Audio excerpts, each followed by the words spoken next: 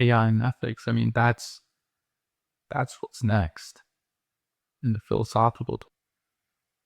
And well, it's interesting because in the philosophical domain, you have the Enlightenment philosophers typically like to start out with some formulation of what initial reality was composed of. Thomas Hobbes and his Leviathan mapped out the brutish nature of the barbaric and utterly senseless and just brutish people who we are, unless there's what he conceptualized as the Leviathan, the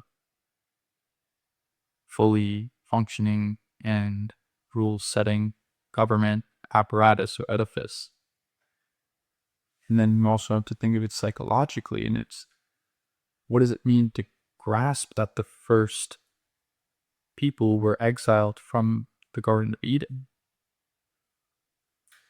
When God sets the cherubim, the flaming swords, at the gates because of acquiring forbidden knowledge, we are no longer able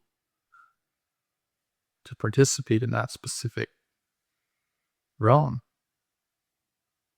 And again, I'll save the full expositions of this, but just to draw on one of the topics and showing you how, again, these pillars can be drawn out. And there's obviously substructures of each.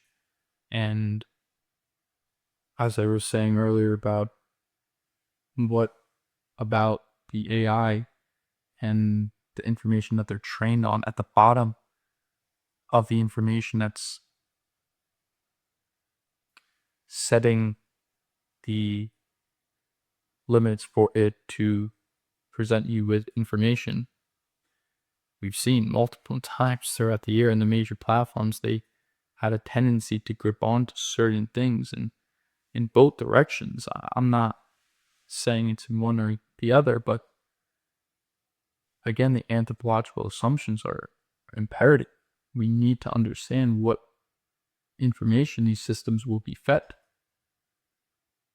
And so that's another domain I really do intend to contribute to in those conversations.